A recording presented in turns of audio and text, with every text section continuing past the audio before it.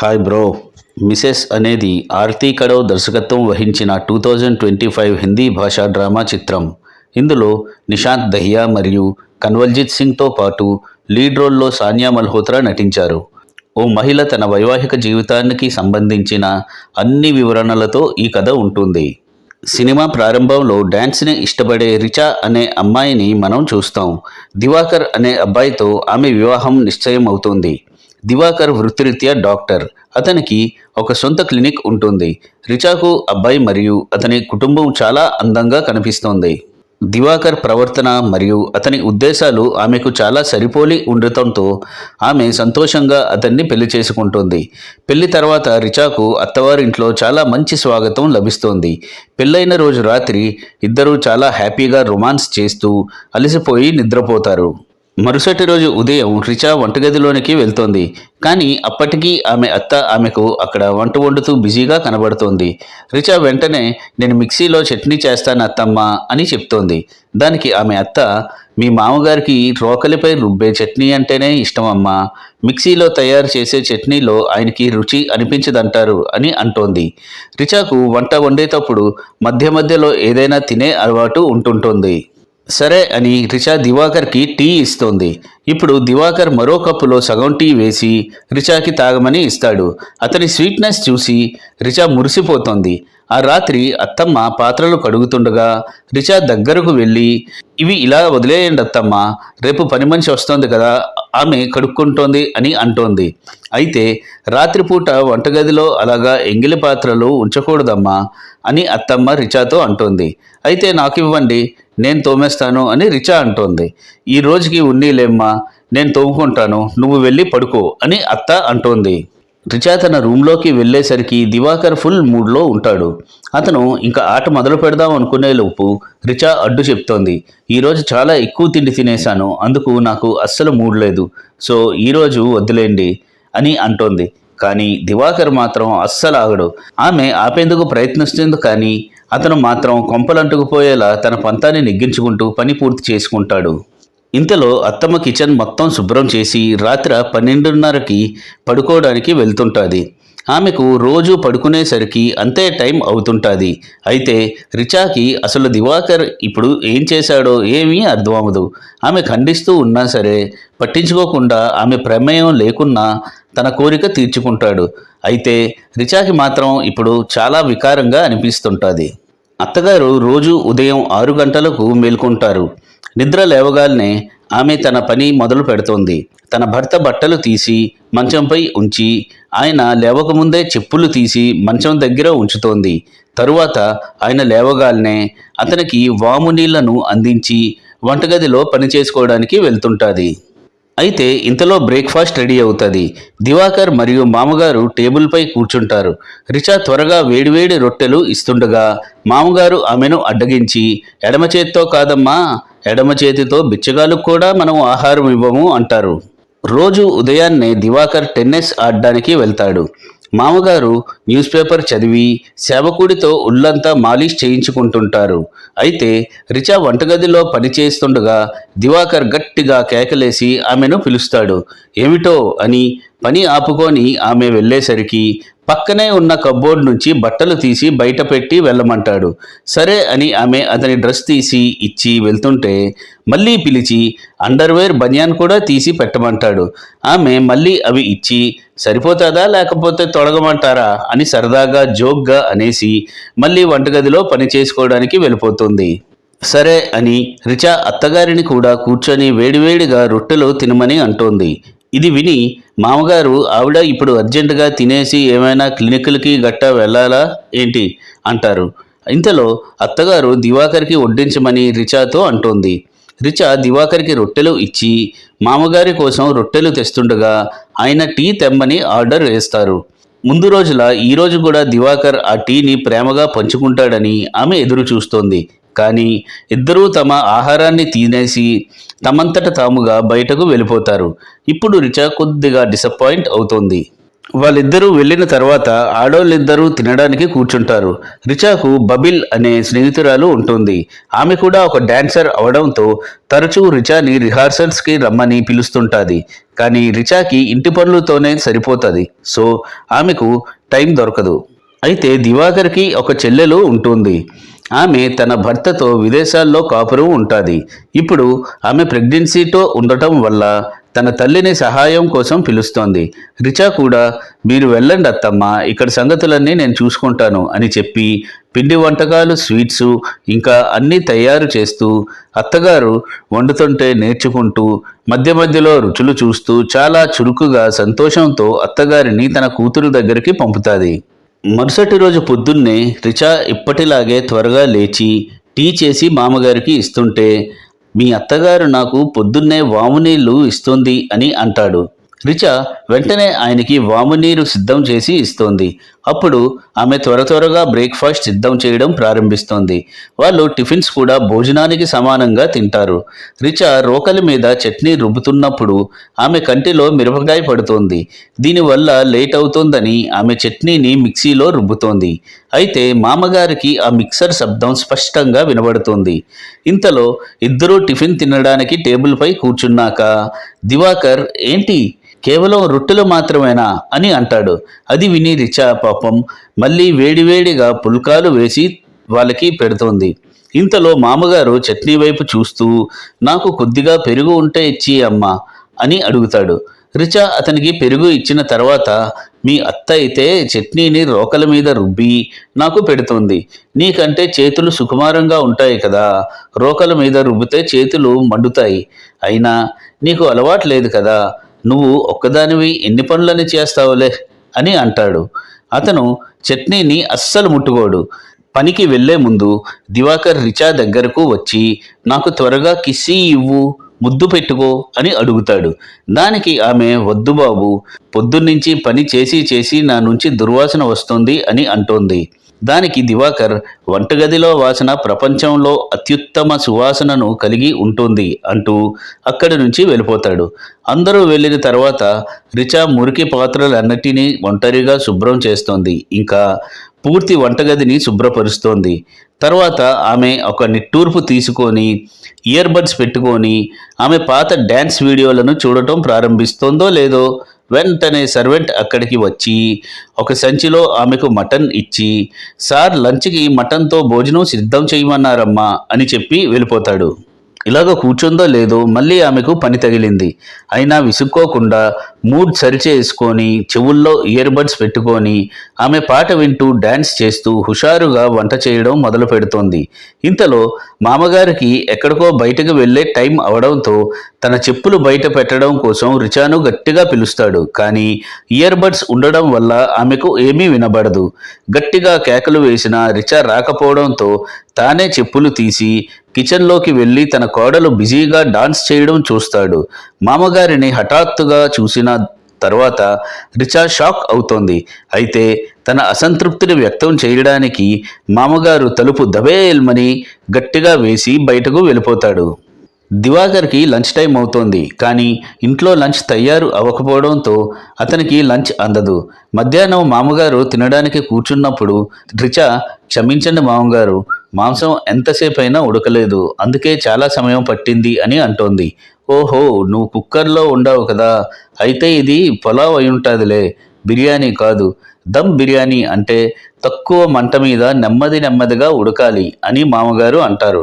దివాకర్ సాయంత్రం ఇంటికి వచ్చి నేను 12 గంటలు పని చేస్తుంటాను, కనీసం సమయానికి తినడానికి తిండి కూడా తినే అర్హత నాకు లేదా అంటూ ఈరోజు అంతా నేను 6 కప్పులు కాఫీ తాగుతూ గడిపాను అనేసి సరేలే ఇప్పుడు నాకు రాత్రి భోజనం దొరుకుతుందా లేదా, లేకపోతే నాకు వేడివేడి పుల్కాలు అయినా చేసి పెట్టు అంటాడు.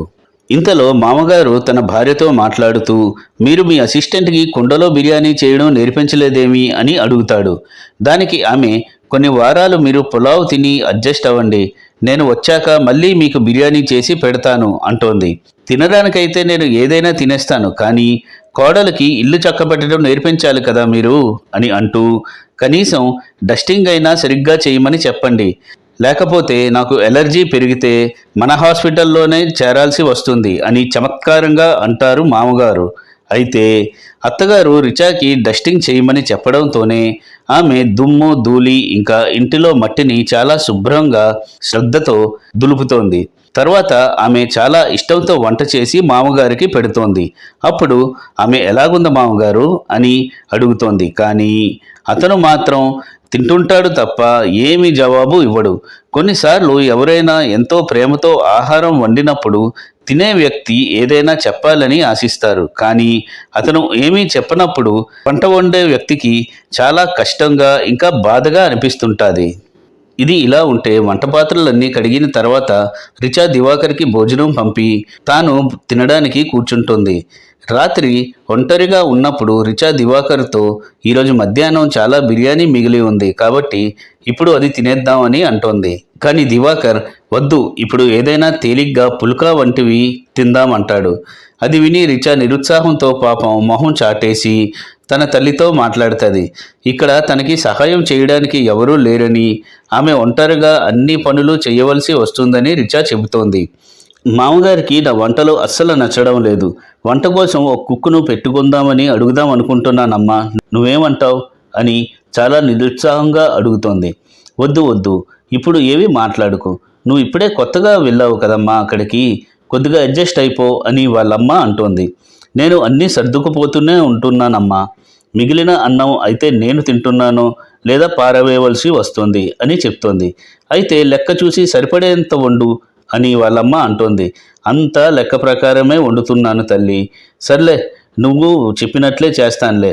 అయినా నీకు అర్థం అవ్వట్లేదు, పెట్టిలే ఫోను అని ఫోన్ కట్ చేసేస్తుంది రిచా.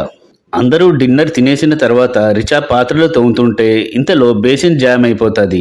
ఆమె అది చూసి అసహ్యించుకొని ఆ నీటిలో చేతులు పెట్టి ఆ చెత్త అంతా క్లీన్ చేసి వంటగది అంతా శుభ్రం చేసి అన్ని పనులు పూర్తి చేసుకొని అలసిపోయి పడుకోవడానికి వెళ్తుంది.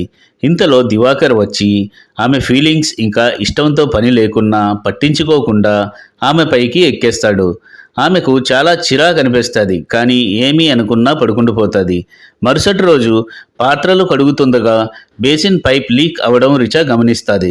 చుట్టుపక్కలంతా మురికి నీరు కారుతుంటుంది. ఇంతలో రిచాకి తన స్నేహితురాలు ఫోన్ చేస్తుంది. ఆమె ఎప్పటి నుంచో ఫోన్ చేస్తుంటుంది. కానీ పని ఒత్తిడి వల్ల రిచా ఎప్పుడూ ఫోన్ రిసీవ్ చేసుకోదు. కానీ ఈరోజు మాత్రం ఆమె తన ఫోన్కు సమాధానం ఇస్తోంది. కమినీ అనే ప్రోగ్రాంలో ఆమె డ్యాన్స్ ట్రూప్ ఎంపిక అయినట్లు స్నేహితురాలు తెలియజేస్తోంది. మొదటి కొరియోగ్రఫీ క్రెడిట్స్ వాళ్ళకే దక్కుతోంది అని చెప్తోంది. మేము రిహార్సల్స్ ప్రారంభించేశాము మరియు 2 వారాలుగా నీకు కాల్ చేస్తున్నాం, కానీ నువ్వు ఇప్పటి వరకు కనిపించలేదు అని అంటోంది. రిచాకి కూడా ట్రూప్లో చేరాలని చాలా కోరికగా ఉంటుంది. కానీ ఆమె రావడం కష్టమని చెప్తోంది. అయితే కనీసం పెర్ఫార్మెన్స్ అయినా వచ్చి చూడాలని స్నేహితురాలు ఆమెను కోరుతుంది. ఆ స్నేహితురాలి భర్త ఆమెకు వంటగదిలో హెల్ప్ చేస్తున్నట్లు ఆమెకు కనిపిస్తోంది. అయితే రిచా తన స్నేహితురాలి నంబర్ను బ్లాక్ చేసేస్తోంది. ఎందుకంటే ఆమెకు ఆ ప్రోగ్రాం అటెండ్ అవ్వడం కుదరదు. దానివల్ల ఆమె మూడ్ ఆఫ్ అవుతుందని రిచా భావిస్తుంది. అయితే వాషింగ్ మెషిన్లో రిచా బట్టలు ఉతుకుతోంది. కానీ మామగారు వచ్చి మషీన్లో ఉతికితే మరకలు పోవు అని వంకలు పెట్టి అతని బట్టలు చేతులతో ఉతకమని అంటాడు. సరే అని ఓపికగా ఆమె ఆయన బట్టలు విడిగా మళ్ళీ చేతులతో ఉతుకుతోంది. రిచా దివాకర్కి కిచెన్లో పైప్ రిపేర్ చేయడానికి ఒక ప్లంబర్ని పంపమని మెసేజ్ పెడుతోంది. కానీ దివాకర్ ఆ మెసేజ్ చూడడు. సాయంత్రం దివాకర్ రాగాల్నే రిచా అతన్ని మనం ఒక పని మనిషిని పెట్టుకుందామా అని అడుగుతోంది. నేను నా సొంత వ్యాపారాన్ని ప్రారంభించాలనుకుంటున్నాను. నాకు అసలు సమయం దొరకడం లేదు అని రిచా అంటోంది. డ్యాన్స్ ఉత్తి టైంపాస్కేనా, లేకపోతే అందులో సంపాదన ఏమైనా ఉంటుందా అని దివాకర్ అడుగుతాడు. ముందు నేను పని చేస్తేనే కదా క్రమంగా డబ్బులు సంపాదిస్తాను అని జవాబిస్తుంది రిచా. అయితే నేను పొద్దున్నుంచి 50 నుంచి 60 మంది పేషెంట్స్ని చూసి ఇప్పుడే ఇంటికి వచ్చాను.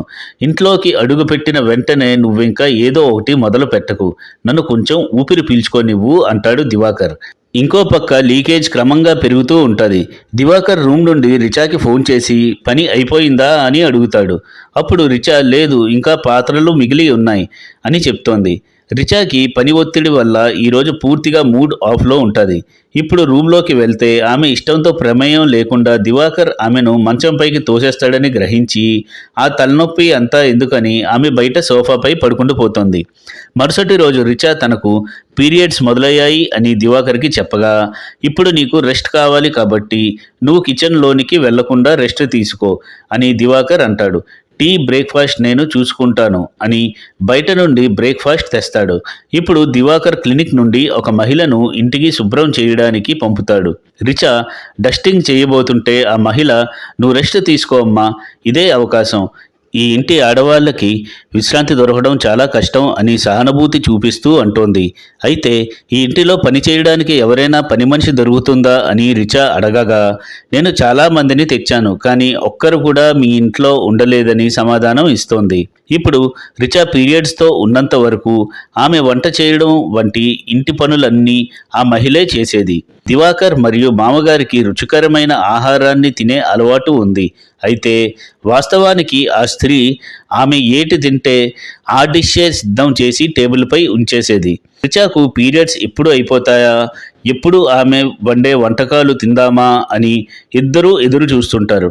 ఇంతలో రిచా తన డ్యాన్స్ వీడియోలను చూస్తూ ఏదో ఒకటి చెయ్యాలని గట్టిగా ఆలోచిస్తుంటుంది.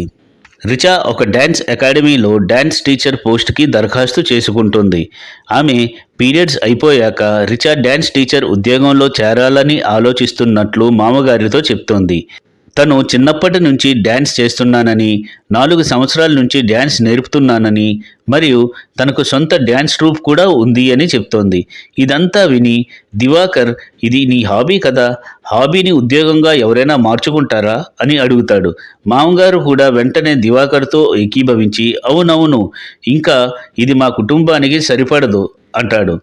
ఇప్పుడు నువ్వు ఏ జాబ్కి అప్లై చెయ్యొద్దు, తర్వాత నాన్నతో దీని గురించి మాట్లాడుతానులే, అయినా త్వరలో నువ్వు ప్రెగ్నెంట్వి అయితే ఈ ఉద్యోగం సద్యోగం మానేయవలసి ఉంటుంది కదా, ఈ మాత్రం దానికి నువ్వెందుకు అంత ఆందోళన పడుతున్నావు అని దివాకర్ రిచాతో అంటాడు. ఇది విని రిచా మొహం వాడిపోతుంది. ఇంతలో ఈరోజు ఇంటికి బిన్నీ భాబీ ఇంకా టున్ను భయ్యా అనే 2 బంధువులు వస్తారు. టున్ను భయ్యా షర్బత్ చేయమంటాడు, దివాకర్ హాట్ కాఫీ, ఇంకా మామగారికి టీ. ముగ్గురికి 3 రకాలు చేసి రిచా తెచ్చేలోపు వీళ్ళు మందు బాటిల్ ఓపెన్ చేసేస్తారు. అది చూసి బిన్నీ బాబీ, తెచ్చినందుకైనా కొద్దిగా టేస్ట్ చేయండి అంటుంది. ఇది విని టున్ను భయ్య కొద్దిగా షర్బత్ సిప్ చేసి, షర్బత్ అంటే నిమ్మరసం కాదు, ఇది చేయడం కూడా ఒక గొప్ప కళ అంటాడు. అది విని బన్నీ భాబీ, ఇదేమైనా ధాబా అనుకుంటున్నారేంటి అని అంటోంది. దీనికి టున్ను భయ్య, సంపాదించే భార్య ఇంట్లో ఉంటే ఆవిడ రువాబే వేరే లెవెల్లో ఉంటుంది అని నవ్వుతూ అంటాడు. ఇప్పుడు డిన్నర్కి ఏం తినాలి అనే ప్రశ్న వస్తుంది. అప్పుడు రిచా ఫుడ్ రెడీ చేసేసానని చెప్తోంది. కానీ అందరూ మటన్ తినాలనుకుంటారు.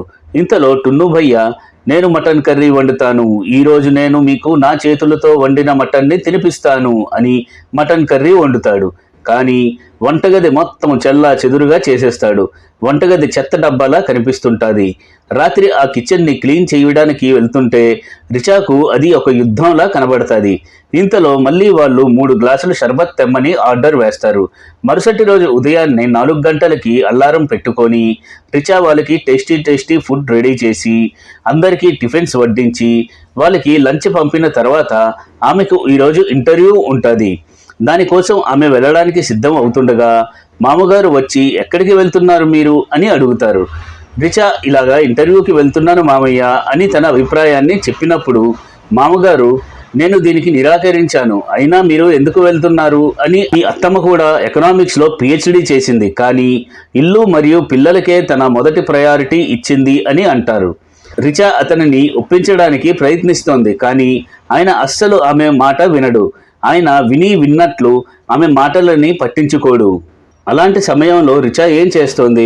మీకు టాలెంట్ ఉండి మీరు చేయగలరని మీ మీద మీకు గట్టిగా నమ్మకం ఉంది, కానీ ఏమీ చేయలేకపోయినప్పుడు మీకు ఎలాగనిపిస్తుందో సేమ్ అదే ఫీలింగ్ ఇంకా వేదన ఇప్పుడు రిచా అనుభవిస్తుంటుంది.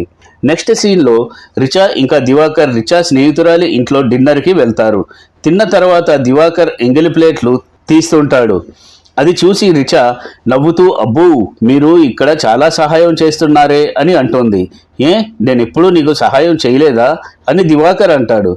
సార్ మామగారితో పాటు టేబుల్పై కూర్చుంటారు, కలిసి తింటారు, ఇంకా ఒకేసారి లేచి వెళ్ళిపోతారు అని అంటోంది రిచా. క్లినిక్లో నేను ఒంటరిగా పని చేస్తుంటాను, నువ్వు కూడా వస్తావా అక్కడ నాతో పని చేయడానికి అని దివాకర్ అంటాడు. మీరు నన్ను అలా పని చేయడానికి తీసుకువెళ్తారా అని రిచా అడుగుతోంది. మీ ఇంట్లో ఫ్రీగా వంట వండి పని చేసేందుకు ఒక పని మనిషిలా మీరు నన్ను తెచ్చుకున్నారు అని నవ్వుతూ రిచా దివాకర్తో అంటోంది. రిచా కొద్దిగా వైన్ మత్తులో ఉండడం వలన ఈరోజు చాలా ఆనందంతో అలా సరదాగా ధైర్యం చేసింది. దివాకర్ రిచాను పక్కకి పిలిచి, అసలు నువ్వేం మాట్లాడుతున్నావో నీకు అర్థమవుతోందా? నీ ఫ్రెండ్స్ ముందు నన్ను ఎగతాళి చేయడానికి నన్ను ఇక్కడికి తెచ్చావా అని అడుగుతాడు. రిచా లేదు, నేను జోక్గా అన్నానండి అంటోంది. ఇంటికి వచ్చిన తర్వాత దివాకర్ మొహం మాడుచుకొని ఉంటాడు. రిచా సారీ చెప్పి అతనికి నచ్చ చెప్పి శాంతింపజేస్తుంది. అతను వెంటనే ఏమీ మాట్లాడకుండా డైరెక్ట్గా రిచా మీదకి ఎక్కి పని కానించేసుకుంటాడు. రిచాకి ఈసారి దివాకర్ ప్రవర్తన చూసి ఏదైనా చెయ్యాలనే కోరిక పూర్తిగా చచ్చిపోతుంది. ఆమెకు ఇప్పుడు ఛీ అనిపిస్తోంది. దివాకర్ ఇంకా ప్లంబర్ని పిలలేదు. ఈ విషయమై రిచా అతనిని అడిగినప్పుడు సమాధానం చెప్పకుండా అంటూ అర్జెంటుగా నా బ్యాగ్ సర్దు, నేను కాన్ఫరెన్స్ కోసం ఊరు వెళ్ళాలి అంటాడు. అయితే ఒకరోజు మధ్యాహ్నం భోజనానికి వెళ్లే ముందు దివాకర్ నాన్నగారి పుట్టినరోజు వస్తోందని, చాలామంది స్నేహితులు వస్తారని, అయితే భోజనాలు అదిరిపోయేలా ఉండాలని చెప్తూ రిచా పైకి ఎక్కడానికి ప్రయత్నిస్తాడు. కానీ ఈసారి రిచా అతన్ని వెనక్కి నెట్టి, కేవలం పిల్లల్ని కండం కోసమే సెక్స్ చేస్తారా మీరు అని గట్టిగా అడుగుతోంది. అయితే దివాకర్ బదులుగా మనకి పెళ్ళయింది కాబట్టి ఫ్యామిలీ ప్లానింగ్ చేసుకోవాలి కదా అంటాడు. సెక్స్ చేయడం అంటే ఒక ఉద్యోగం లేదా ఉద్యమం కాదు, ఏదో మిషన్ మీద స్విచ్ ఆన్ చేసి పిండి రుబ్బినట్లు డైరెక్ట్గా వస్తావు, చేసుకుంటావు, పని ముగించుకొని వెళ్ళిపోతావు. ఒక ముద్దు ఉండదు, ముచ్చట ఉండదు, ప్రేమ ఉండదు, మాట ఉండదు. నా గురించి కానీ నా ఫీలింగ్స్ గురించి కానీ ఎప్పుడైనా ఆలోచించావా అని అంటోంది. ఓహో, ఈ ఫీలింగ్స్ గురించి చాలా అనుభవం ఉన్నట్లు మాట్లాడుతున్నావు నువ్వు. అయినా నీ దగ్గర ఎప్పుడు వంటగదిలో వచ్చే చెత్త వాసన వస్తుంటుంది. నువ్వు ఎప్పుడైనా అద్దంలో నీ మొహం నువ్వు చూసుకున్నావా? పెద్ద పెద్ద వాగుడు వాగుతోంది అని గసురుకుంటూ దివాకర్ అక్కడి నుంచి వెళ్ళిపోతాడు.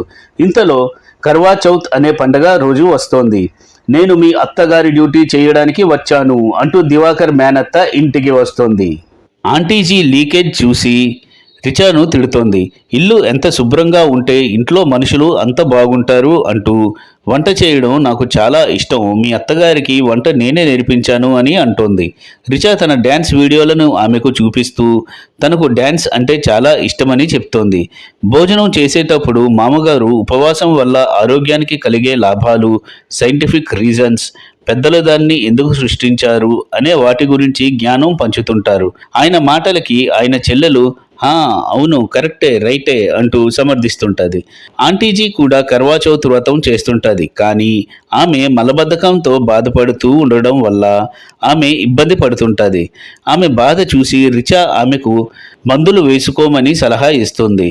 ఆమె రిచా మాటలు పట్టించుకోదు. అయినా సరే రిచా, మన ఆరోగ్యం కన్నా వ్రతం అంత ముఖ్యం కాదు ఆంటీ గారు, అంత ఇబ్బంది పడకండి అని సలహా ఇస్తుంది. ఇది విని ఆంటీజీకి కోపం వస్తుంది. నాకు ఉపవాసం ఉండడంలో ఎలాంటి ఇబ్బంది లేదు, నేను ఈ వయసులో కూడా వ్రతం చేసుకోగలను. మీ తరం వారికైతే ఇప్పటి నుంచే ఈ వ్రతాలన్నీ సమస్యల్లాగా కనబడుతున్నాయి. నువ్వు నీ ఉపవాసంపై శ్రద్ధ పెట్టు అంటూ, అవును మీ అత్తగారు నాతో చెప్పింది, నువ్వు వంట వండేటప్పుడు మధ్యలో ఏదో ఒకటి తింటుంటావంట కదా, జాగ్రత్త, మటర్ పన్నీర్ వండేటప్పుడు పన్నీర్ అంతా నువ్వు తినేసి కేవలం బఠానీలు మాకు మిగల్చకు అని అంటోంది. తరువాత ఆంటీజీ మామగారికి రిచా డ్యాన్స్ వీడియోలు చూపిస్తుంది.